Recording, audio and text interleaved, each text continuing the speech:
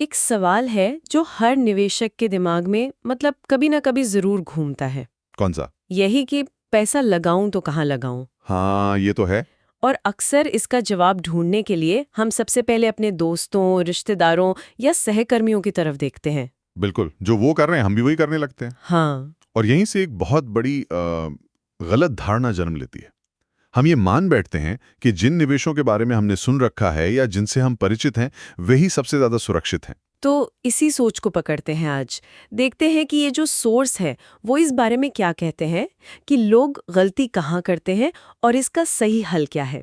देखिए, दिलचस्प बात यह है कि ये सब हमारे कंफर्ट जोन की वजह से होता है।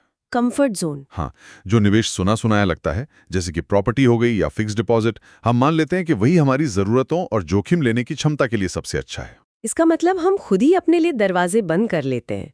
हम उन विकल्पों को देखते तक नहीं जहां शायद बेहतर रिटर्न मिल सकता था। बिल्कुल, सिर्फ इसलिए क्योंकि हम उस रास्ते से वाकिफ नहीं हैं। तो फिर सही तरीका क्या है?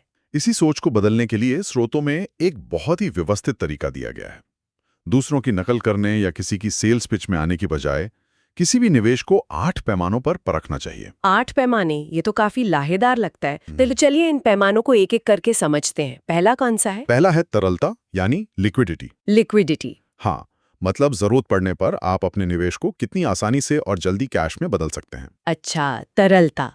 जैसे अगर किसी ने अपना सारा पैसा रियल एस्टेट में लगा दिया और अचानक पैसों की जरूरत पड़ गई, तो वो फंस सकता है। क्योंकि घर रातों रात नहीं बिकता। बिल्कुल सही पकड़ा आपने। अब दूसरा है महंगाई समायोजित रिटर्न। Inflation adjusted return. हाँ, ये देखना कि आपका रिटर्न महंगाई की दर को पार कर पा रहा है या नहीं। ये भी 7% है तो असल में तो हमारी कमाई 0 हुए। बिल्कुल, आपका पैसा बस अपनी वैल्यू बचा पाया, बढ़ा नहीं। ठीक है, अगले 2 पैमाने क्या है? तीसरा है नियामक बोर्ड और नियम, यानी आपके निवेश की देखरेख कौन कर रहा है। जैसे सेबी या आरबीआई। हाँ, क्या वो किसी संस्था के नियमों के तहत आता है। और चौथा है पहुंच और सुविधा, मतलब निवेश करना और जरूरत पड़ने पर उसे निकालना कितना आसान है। हाँ, नियामक बोर्ड वाली बात तो कई लोग नजरअंदाज कर देते हैं, जिससे फ्रॉड का खतरा बढ़ जाता है। सही बात है, और सुविधा भी जरूरी है। आजकल कोई भी बैंक की लंबी लाइनों में नहीं लगना चाहता। अब बाकी के 4 पैमाने। तो पांचवा है उचित मूल्यांकन, फेयर वैल्यूएशन। मतलब हम किसी चीज के लिए सही दाम चुका रहे हैं या उसे महंगा खरीद रहे हैं। बिल्कुल। और छठा है लागत प्रभावी, मतलब कॉस्ट इफेक्टिवनेस।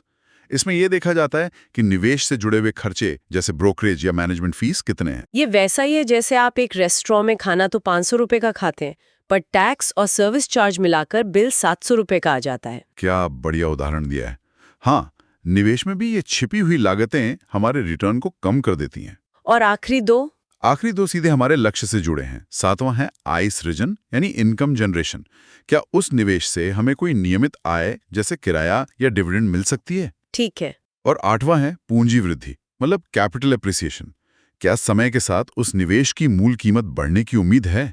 तो कुल मिलाकर कहाँ निवेश करूं का जवाब किसी और के पोर्टफोलियो में नहीं, बल्कि इन 8 सवालों के गहरे विश्लेषण में छिपा है। ये चेकलिस्ट तो हर निवेशक के पास होनी चाहिए। बिल्कुल। और जब कोई इन 8 पैमानों पर सोचकर सही जगह निवेश कर भी लेता है, तब एक और धारणा सामने आती है। अच्छा। हाँ, कई लोग कहते हैं मैं तो बस निवेश करके भूल जाना चाहता हूँ। अब सोचने वाली बात यह है कि क्या लंबी अवधि के निवेश का मतलब सच में उसे भूल जाना ही है, या ये एक सक्रिय प्रक्रिया है जिसकी समय समय पर समीक्षा करना भी उतना ही जरूरी है।